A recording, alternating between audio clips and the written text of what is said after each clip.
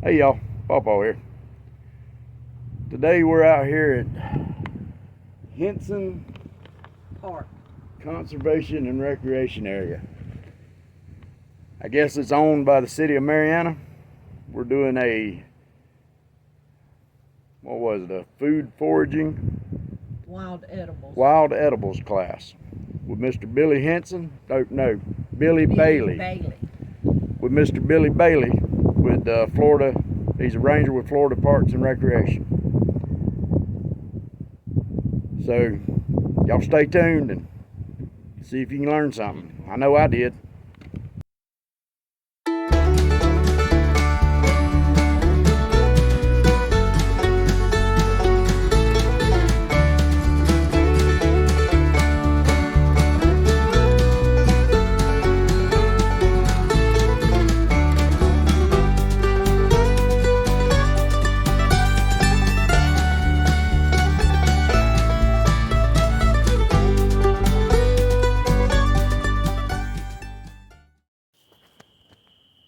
Hey y'all, Pawpaw here. Real quick, I want to apologize for the audio in this video. Forgot my mics, didn't carry them with me. Really wanted to get the video, really wanted to get the footage, so sorry about the audio. There's a lot of wind that day. I promise next time it'll be better. But I guess the first thing to start with is perception of food and plants in general. And overall, we relationship with plants. There are 30,000 average, about 30,000 are available in produce or in a market. So that's one thing. And also keep in mind that the plants are not just food, not just sources of oxygen, but they are medicine. 80+% of the medicines that we get are directly derived from plants. And many of these compounds and these helpful benefits in these plants are available best in conjunction one with another. So one plant species may have a dozen different medicinal qualities, but they are best suited to be in conjunction one with another. Typically, these compounds are extracted and isolated, and then we'll go through a setting there to make them available. But you have to remember that most of our medicines come from plants, and that's what plants are for. They're not just food, they're not just medicine, they're oxygen, and they're everything. We should have a really close relationship with plants around us. And meals are not necessarily just getting things from a store and going through a refrigerator and going through a kitchen. I mean, they're all around us, but as plants are. And once you know the things that you can eat, you'll see that they're really all around you. And today, we're not getting into like the deep like tinctures and extracts and all these different ways. What we're just looking at is foraging, and in its basic sense is what can you go out in your yard or go out in the woods and find and safely eat. And so with foraging, you have kind of a tier, and then the top tier, the best of the best, are the things that are readily available, easy to identify. The entire plant's edible, and there's really nothing else readily available that looks like it. That's top tier. That's what we're going to try to focus on. Then as you get down, you get into, well, you can eat the flowers and the leaves, but not the roots. And then you get down to, well, you have to boil the leaves twice, and that sort of thing. And then you get down to where you're more of a survival situation, like grass. You can eat grass, but it doesn't have any flavor, it doesn't have much of a nutritional benefit. That's more we get into the survival type deal. And then you have things like a crossbind, which can go through an extensive process, and medicine can come from that, but it itself is not. So today we're staying up towards that. And that's an introduction to foraging. So really take away with you today is just a lot of sand here. So one thing, of course, when you're picking up things and you're eating, is to think about where you are. If you're next to a busy highway, you probably want to be careful with that. You're not so much. If you have pets running around your yard, or if you're like me with goats and everything else, you got to kind of pick and choose. Make sure you wash your stuff. Here, this flooded a week ago. Everything's covered with sand, so you want to wash this. But this is one that you really need to know, be familiar with, and it is more than likely found around your yard right now. And people say, oh, I've got plenty of that. Okay, well, that's your first clue. You've got plenty of that. One mindset that people often have with plants, not so much with this one, but things like briars and shepherd's nettle, they say, well, I got so much that I can't seem to get rid of it. Well, stop and think. Is there a reason you have so much of that? Is there a reason you can't get rid of it? Maybe you should think about it's because it's designed to be available to you. Like briars, you know, we think about briars. Well, briars are a nuisance, can't get rid of them. Well, not only is the fruit edible, but the dewberry and the blackberry, the leaves are also edible, and they can be made into a very healthy, beneficial tea. And briar patches serve as ground cover for animals trying to get away from predators. That's the reason there's so many briars. And that mindset so goes on and continues. When it's so abundant you can't seem to get rid of it, there's generally a reason why. And this is one, it's not one obviously you want to get rid of, but that mindset applies with availability. And that's that you find it pretty much anywhere. The first thing that you know is that the violet, we have 6 or 8 different types in the Florida Panhandle. This is a pretty common one we have, and Ruby's brought her a basket. She's already started picking. And this is cool. If you don't have one of these, just a little basket you can walk around the yard and to pick it with. So she's found some that she's eating that don't have sand on them. But this is this little common blue violet. We have about a half dozen types here. The entire plant is edible. And the main thing with this one is just the flowers. You just walk by and pick these flowers, especially early in the morning before the sun hits them. They're pretty open, they're pretty full. And this is high in antioxidants. This is a good anti-cancer fighter. It's also high in vitamin C. A lot of the times in the plant world, purple is good. Often purple means vitamin C, antioxidants. That's a lot of times across the board. But this is little common blue violet. They're most everywhere. They're slightly sweet. You could do a lot with this. One thing to think about is like omelets in the morning. You can take these little violets and you can throw them in an omelet. That's a cool little color. And you can eat them on the side. I like to take them and just get a handful of them, put a little honey on them, eat them. They have a slight sweet twang to them, but overall not a whole lot of flavor. The leaves you can throw in salads, and anytime when you're talking about these edible leaves, when in doubt, you can think about the 3 S's: soups, salads, and sautés. Any of these edible leaves can always be a soup, a salad, or a sauté. And the violet is no exception. Like I said, a lot of times we just like to go around and eat these things, but keep in mind, obviously we like to cook with these type of things, and I do a lot of that, but anytime that you can eat these things raw, you're getting the most health benefit. You're at about 2 to 3 minutes at a medium-high heat before you start to lose the nutritional value of a lot of these wild animals. So anytime you can eat them raw, the better. But this is easy to find, easy to identify. This one's top tier. This is common blue violet. Entire plant's edible, and eat it raw, put it in salads, cook with it, whatever that you would like to do.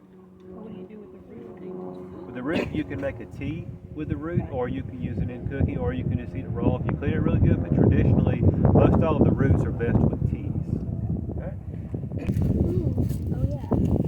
These are a bit of a smaller variety. A lot of the times you'll see these a bit bigger. A lot of people will have these around their yards. That is dollarweed. Good identification. The genus is Hydrocotyle. Hydra from water, cotyle meaning that a cup or hold. So a cup that holds water. And that's because the very shiny leaf surface is very glossy. If a drop of water falls on that, it kind of just sits there and rolls around like a water lily leaf. And that's where the Hydrocotyle genus comes from. But you're exactly right. Dollarweed is the common name for it. It is it's a source of vitamin B, a little bit of vitamin D in it, which is of course what we get from sunshine as well. It is used in traditional Chinese medicine as a to detoxify the body, kidney, liver health. And the very similar species of this is called a pennywort, and it is a source of a drink in China called Go-To Cola. It's available in health food stores. It's pretty popular. It's called Go-To Cola. It's just a general health drink, but it's made from the sister species to this. But this is the dollarweed. The dollarweed is in the Apiaceae, or the carrot family. So the leaves of this actually have a very strong carrot flavor. A little bit goes a long way, so you don't want a pile of these. They're just really strong in flavor. But a little bit put in the salad is good. So this is the dollarweed, and this is another one I hear all the time. Well, I've got plenty of that all around my yard, especially if you have an area that holds a little bit of water, but not a lot. And then these again are small examples here. A lot of these are bigger. Maybe we'll see some a little bit bigger, but we often want to say, well, these are clovers. Close. Clovers are edible as well, but these are actually wood sorrel. And what you're looking at is the heart-shaped leaflet. When you see just that ovate leaflet, that's going to be your general clover. And then when you see that heart leaflet, that's the wood sorrel. They said both are edible, so it's not a big deal if you don't get just the right one. But if you do want to know the difference, you have, of course, 3 leaflets, unless you get that rare 4-leaf clover. But what you're looking at is if one leaflet has a heart shape, then that tells you that's not a clover. That's just what we grew up being taught. It's actually a wood sorrel. The difference is the clover doesn't have a lot of nutritional benefit. It's edible, but not a lot of nutritional benefit. The wood sorrel, however, is very high in vitamin C and vitamin A, and also it has what's called oxalic acid in it, which is that same compound that gives lemons their flavor. So the leaves of this sorrel actually taste like lemon. A couple days ago, I grilled fish, and I actually picked a bunch of wood sorrel, diced it up, and I used that to season the fish, and it gives it that lemon flavor. So is that part of the plant family? That's the oxalis, the one with the purple leaf, or the one that has a little purple flower on? That's correct. So it's Oxalis. the same thing? That's right. Oxalis is the genus, but it's also the nursery name for a lot of the landscape varieties. And a lot of times the ones you see in flower beds that have the bigger purple leaf, same thing. So you can eat that too? Absolutely. And those are the best because they have those big leaves. So if you have the purple, the variety of oxalis that has those purple leaves, you have to pick one and nibble that, and the first thing you'll notice is it tastes like lemon. And that's the oxalic acid. Great for cooking, vitamin C, vitamin A. And also, especially as we're getting close to St. Patrick's Day, you take the leaves from that and steep them into a tea, and it makes a green tea. So it's a green tea, and it has a lot of vitamins found in that. So it's right there. So a lot of these yard weeds were introduced by the Europeans for food. The dandelions and the plantains and the sorrel with the purple leaves. Those were brought over by the Europeans, and they planted these things around their homes. But it wasn't just for ornamental; it's because they were edible and they had medicinal qualities to them. But now they kind of are viewed as either ornamental or weedy. Walk around here, I see the leaves, but I don't see the flower. But this is a dandelion. Dad, where'd you find that teeny plant at?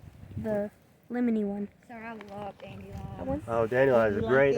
They're everywhere. Dandelion is definitely a top tier. And a lot of people don't realize that dandelions are not native. They were brought over by the settlers for food and medicine. But there's more medicinal qualities in the dandelion than you'll find. It has all the vitamins, the minerals, anti-inflammatory, antioxidant, and it's a lymph node mover. It helps to get the toxins through your body. And the irony with the dandelion is that the United States, as a society, we spend millions of dollars a year on herbicides to remove dandelions. They're a soul fixer. When the dandelion's purpose is to remove toxins from our body. So it's just kind of a weird thing we They're got also going on. a soul fixer. They help fix the soul as well. They're great to have in your gardens and in your pastures. Yeah, Wild so lettuce. yeah, it's a little early on that, but the wild lettuce is another really good one. So you can, with the wild lettuce, the underside of the leaflet is most of the time going to have little, like little bristly hairs. Yeah, feel that? That's smooth. Yeah. With the majority of the lacticariums or the wild lettuce, they will have little spikes, little bristles. So you can reach under there, do 2 or 3 leaves on one plant, and when you feel that, but the wild lettuce is edible too. So it actually has its own set of smooth on the bottom properties. and I believe top. we And have when it those has in the the little yard. tiny Yeah, we do. spines on it, that's more a thistle, isn't it? Well, there's a thistle too, and I saw one over there, and the thistles are edible as well. But with the thistle, the best use of the thistle is when they start to put up the flower head. When you go around the old fields and you see those right there, it's a little early for that. It won't be long, but when you find those bull thistles in the fields, and they come up and they got that really dark red flower, what you can do with those is you can actually, the best way to do it is come up with a pocket knife and just cut the leaves off from top to bottom, and then cut the flower head off and then cut it off. That way you're not getting involved with all the bristles on it. And then you take it and you skin it. Take a pocket knife and you go down it, skin it all the way around, then you cut it down the middle. And then it can be treated kind of like celery. You can do ranch dressing, peanut butter, whichever kind of way you want to go with it. Yeah. What does it taste like? So Does it this taste like use celery? the stalk More like of- celery, but they're best young. The smaller ones that you can find, the better. So it's the stalks what you use on that? Yes, and you can also use the unopened flowers, and they taste like a artichoke. They can be substituted. That would be good. Oh, you found a spider? There's no flowers inside like plants. Oh, Yeah, that's so- a trans. There's not. Tradescantia. Yeah, Yes, ma'am. right. So that's another really good one. Glad I brought you over today. You find all the good stuff. Of Now, course. right now, you have to kind of know what you're looking at to tell this just from a grass. It won't be long, and I've actually in a couple yards already seen them. The flower head that's opening on this, it's the Tradescantia. It's got some salve. Absolutely. Most of them have that pretty deep purple, and they are a superfood as well. I got interested in the Tradescantia just for inflammation, lower back pain. It is a great anti-inflammatory. And what's cool about the Tradescant was the botanist that accompanied Captain John Smith's expedition. Pocahontas actually showed that group the spiderwort as an edible medicinal plant, and the botanist that was alongside of them was named Tradescant, who it was to be named for Tradescantia. So it's a superfood. It's anti-inflammatory, antioxidant. You can actually take the sap out of one of these as it comes out right there, especially on that, and it's very kind of sticky right there. You can put that directly on an open wound, and it will help with the coagulation, and also it keeps out the bacteria and will speed up the healing process. So, yeah. Now I know how. It helps with your body's histamine response, and it reduces inflammation as an analgesic. So altogether, you can take and put this on an insect bite, and it helps to reduce the itch. It helps it to go down. If it's an open wound, it helps to close it. It just has all the good stuff. The entire plant's edible top to bottom. The roots can be sautéed. The leaves and the flowers can be put into salads, can be ate. I made some wings the other night, and I took the bigger leaves of these and just used them and dipped them in ranch dressing instead of celery. So you can use them in all kinds of stuff. But yeah, you're exactly right. This is the Tradescantia or the spiderwort. Tradescantia is the genus, but it's also used in the nursery trade to market it as an ornamental. The one we have here is the Ohio spiderwort, but there are several available in the nursery industry. But the native one that we have here is very, very abundant. And if you plant They're fairly common. This is the smilax or the catbrier, or you'll hear them often called a wait a minute vine. Yep. You walk through the woods and you go, wait a minute, wait a minute. But the outer portion, about the last 4 or 5 inches of this, are edible. The deer have pretty much clipped all the ends off of these, but you can definitely get the ends of these. A lot of times you'll see the newest growth will be kind of twisted, and I like to treat it like an asparagus. It's like sauteed with the garlic and olive oil and onion, but you can eat it raw. And as you see, the deer get to it pretty quick. And if you're really dedicated, you can dig the roots up, which they look like big kind of lumpy sweet potato looking deals, and you can actually clean those and make a flour with them. And the Native Americans made a flour out of that. They actually made a lot more flour out of smilax root than acorns. Like The for bread? acorns- What's that? Like for bread? Yeah, you can make a flour for bread. Right.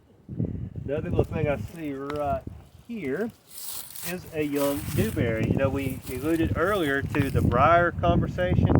Well, rubus is the genus, and rubus is marketed in the health food industry. Once you know some of the basic genre of a lot of these plants, you can go in a health food store and you'll be surprised at how many are available in powders and capsules that are things right out of your yard that folks just don't realize the connection there. But this is rubus. This is the dewberry. We have the dewberry and we have the blackberry here. The main difference is the dewberry stays close to the ground. It generally will flower and produce fruit a little bit earlier. The blackberry is the one we traditionally call the briar. It gets up big, 6-8 feet. It's usually just a little bit later than this one. But did you know you can take briar leaves, essentially, blackberry or dewberry, and you can dry these and make them into a very beneficial tea that's good for kidney and liver health.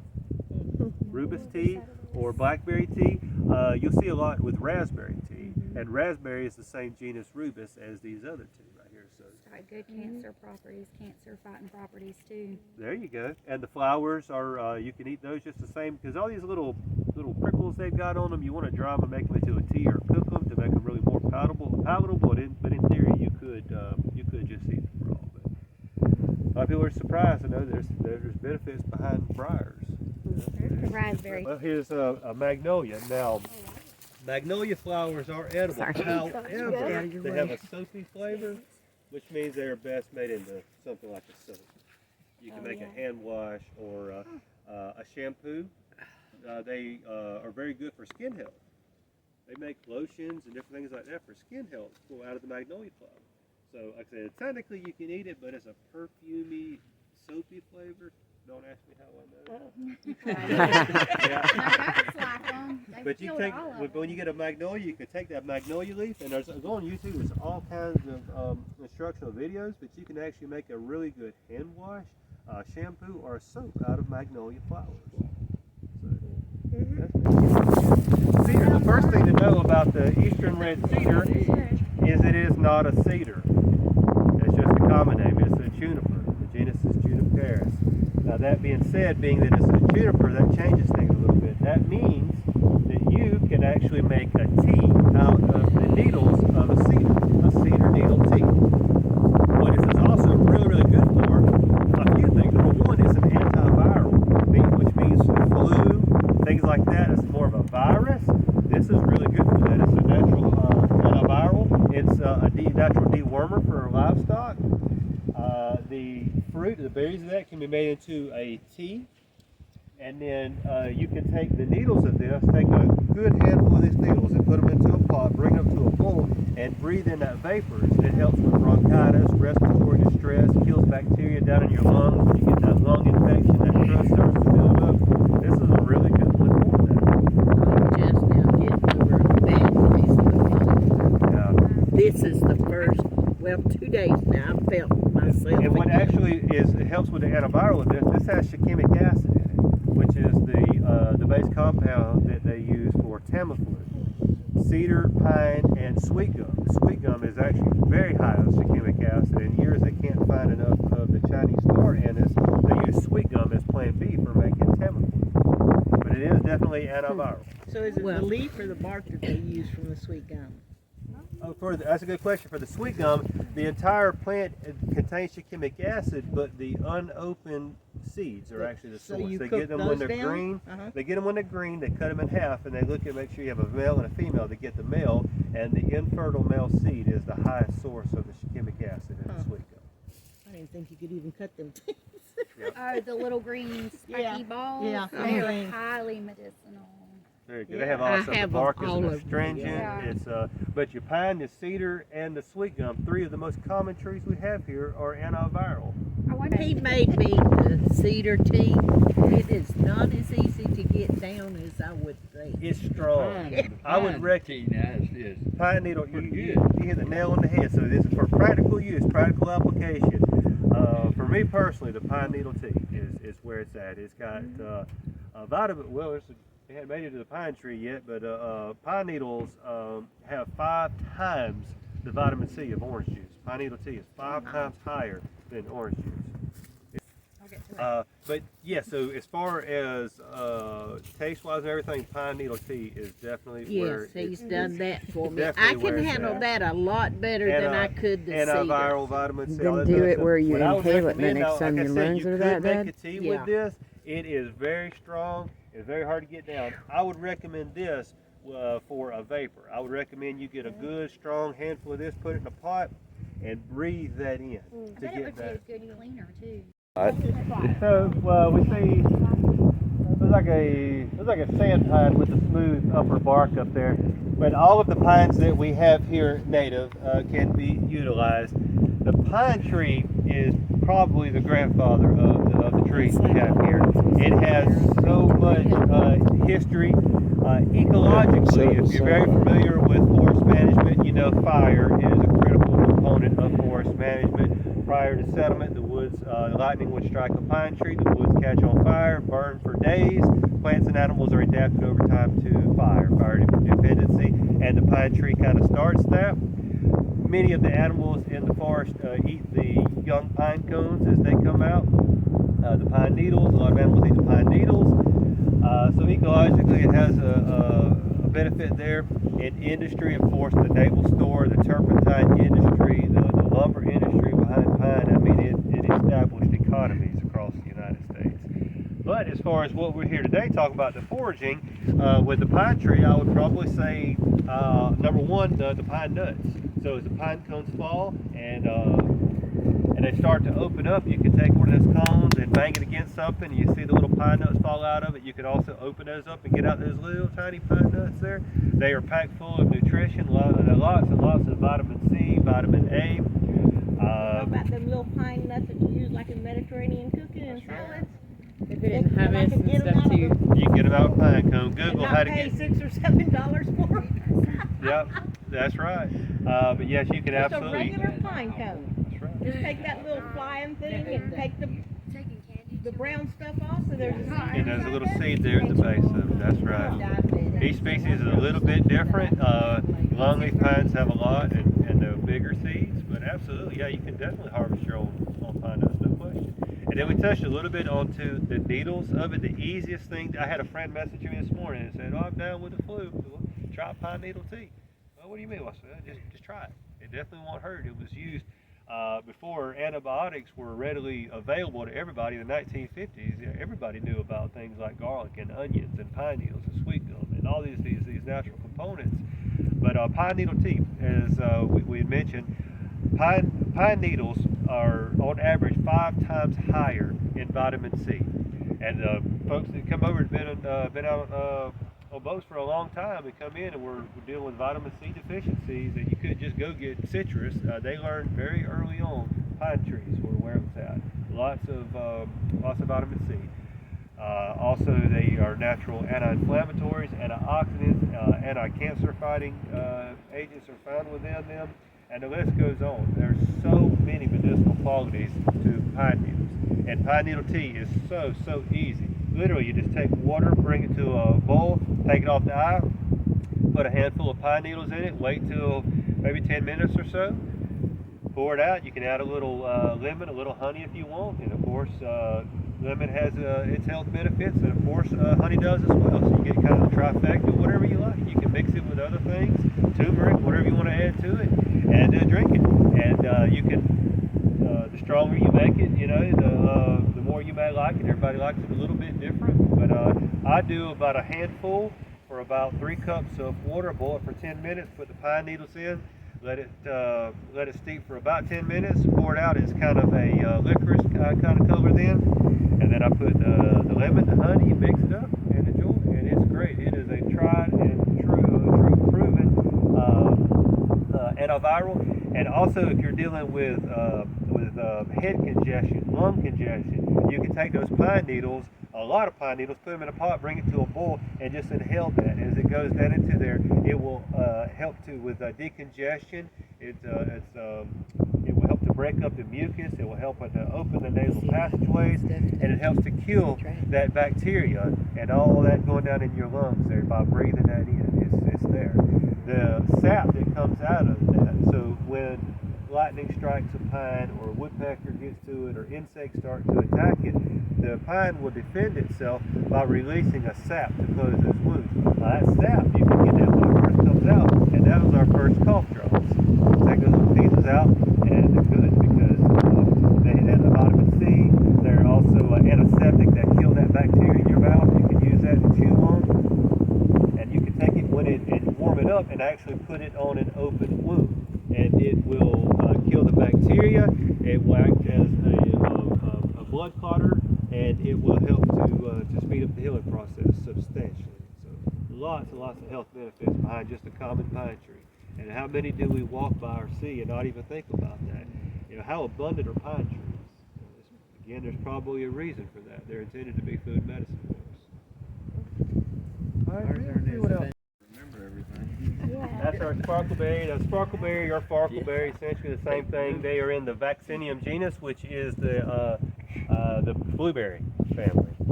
The family is Ericaceae, and the family is Vaccinium. So all these blueberries and deerberries and sparkleberries. All of these are in that same Vaccinium genus, which of course means that they have vitamin C, antioxidants. Now, flavor-wise, the sparkleberry is kind of low on the list. It's usually the last one the wildlife will find, but they do eat it. But this is the sparkleberry. We got And they make several. awesome hammer handles. There So you we go. have several of those around the yard. My Nice. daddy taught me that. What else we got? Of course, we got an oak tree. You know, the acorns. All the acorns are edible. You can boil them, draw them out, crush them up, make them into a flour. But they're all different flavors. Some much more palatable than others. A lot of them seem to be more flavorful, more sweet chestnut or black oaks. Just remember, with the live oaks, the first acorns that fall off the tree have been stung by a wasp, and they generally will have a larva in them. That's what makes them fall first. So you get them from the tree or wait a little while. Vomitora, and the genus Ilex is holly. This is one that kind of you're getting a little bit down on the foraging because most of your hollies are poisonous and you do not fool with the berries of this. However, the leaves are used in tea, and this is the only significant native source of caffeine in the United States. And the species Vomitora come from the Europeans observing the Native Americans making a strong drink with this and then releasing it, but it was not from this itself. They mixed all kinds of other stuff in it. It was a whole process of more of a spiritual type deal than anything. However, just the tea, so what you do is you take the leaves of this and you dry them out and you make a tea. And for the Spanish and a lot of the early Europeans coming into Florida, this was an every morning kind of thing. They went and got this every morning. It makes a great tea, and because it is high in caffeine, it can help with headaches. So next time we go camping and somebody forgets the coffee, remember that. It works. I've done it. Excuse me, have you ever known me to forget coffee? No. I have a friend every year that takes and dries these out and makes a little packet and puts it in a cup and gives them Christmas presents for making a little tea. But that is the Yopon holly. The only thing you can really confuse this with is the Chinese privet. And the Chinese privet is deciduous, means that most of them do not even have leaves right now, whereas the Yopon is an evergreen. And also this has a dentate leaf margin. So as you look around the edge of the leaf, you'll see that it has little teeth around it, whereas the Chinese privet is very, very a flimsy leaf, and it is a smooth or an entire leaf margin. Yopon holly. Yeah, we talked earlier about the dewberries and the blackberries, and this is the blackberry or the common briar. And as we talked about, you can make a tea with this. It's anti-cancer. It's also really good for kidney and liver health. Oh wow, those are some It is. hairy It's a flowers. prunus. It's going to be a flatwood pear or flatwood plum, rather. Those are pretty too. Okay. Yeah, Plum? hog plum or flatwood plum. As you're right, you said pear. There's the prunus is the genus, so you're 100% right. They all have that very similar flowers. Real early to be on into the summertime, but this is indicative. This is going to be our flatwoods plum. Has a little small purple edible plum. Yum. American sweet gum tree. And as I know, but I'll be the first one to tell you, after Hurricane Michael, I had about 12 sweet gums that come down the yard. I was kind of glad to see them go. Step on all these little They hurt. pods It's like here. stepping on a nature level. Yeah, but it's a good example of why are there so many and why are they so abundant. Well, did you know that studies have been done where they opened up a duck and they have found 1,000 sweet gum seeds inside of one wood duck? Oh, What in the wow. world? It looks like coronavirus. So that will tell you for one that for one a very good example of wildlife food. A tadpole or a frog? Ew, don't grab Leave a a spider alone. Ruby, that's gross.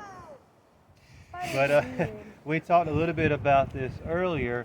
The sweet gum is a very good antiviral, and in years where they don't have enough of the star anise to get the shikimic acid from, sweet gum is a supplement.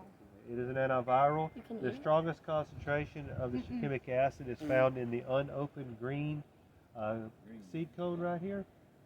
And then the bark of this, you could take a piece of that that bark one open? off, and as that sap starts to come out of that, you can actually use that as a compress. So you could take a piece of that bark and shave it off and put it on an open wound. And it is Like that other plant. yeah, Like a it's poultice? it's like a poultice. It's an analgesic. It helps with pain relief. It will help the blood to clot faster and to close the my knife. wound. It's antimicrobial, antibacterial, so It's a seed. all the way A around. lot of mosquitoes. Really good one. It's like Try this. This is one a lot of folks don't realize about.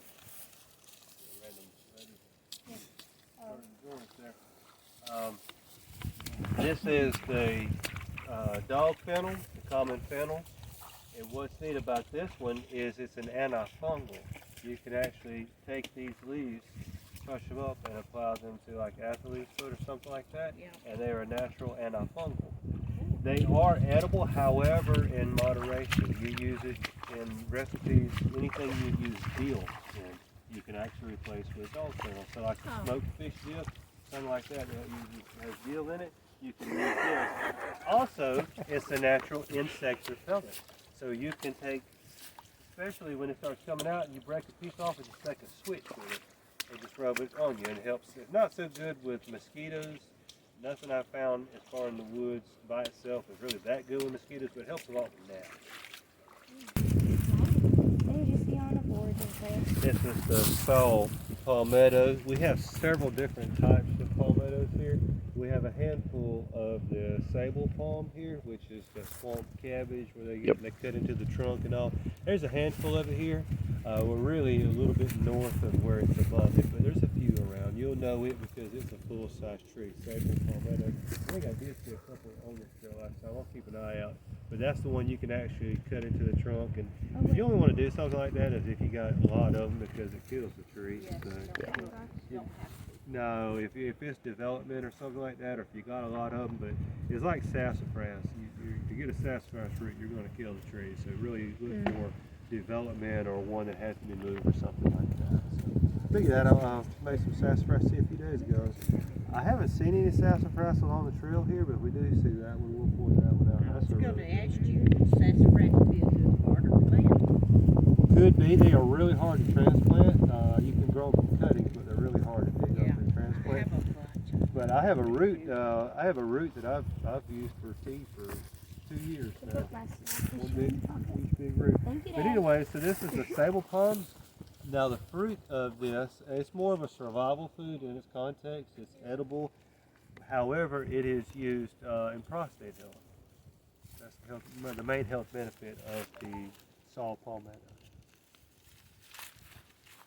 Ruby come in the house about 2 years ago. She come in. I had just got up. She come running in. She said, "There's a piebald buzzard in the yard." I said, "A what?" She said, "A piebald buzzard." Are you sure? I said, "Yeah, get up." I went out there and there was a bald eagle in the driveway where armadillo had been run over. There was a bald eagle there. She saw that and she said, "That's a piebald buzzard." Well, I mean, you ain't wrong. Yeah, they do. Now, we talked about this back at the parking lot. This is the bull thistle, Cirsium horridulum.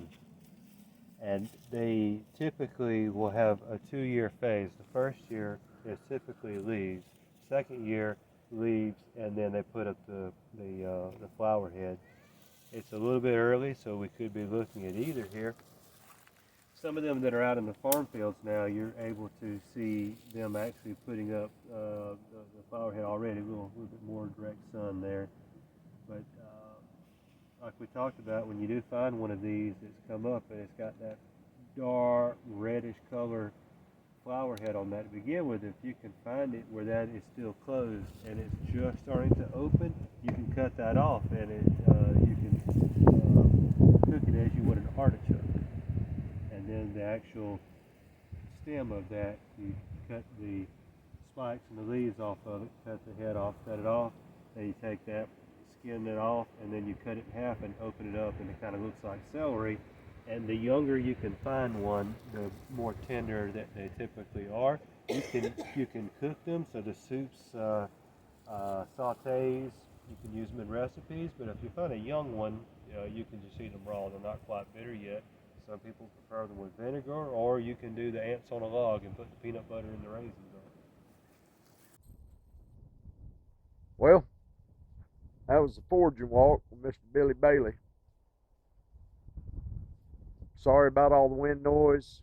Like I said, I forgot my mics. I won't do it again. Well, I probably will, but I'll try not to. But I really enjoyed it. Learned a lot of stuff.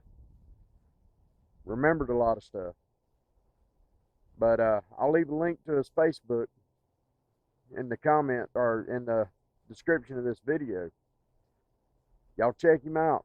He's a good guy. He's a ranger with the Florida Parks Service. But maybe we can sit down and get an interview with him one day. But until then, or until next time, or tomorrow, or this afternoon, or yesterday, this is Pawpaw saying, y'all have a good one, and we'll see you next time.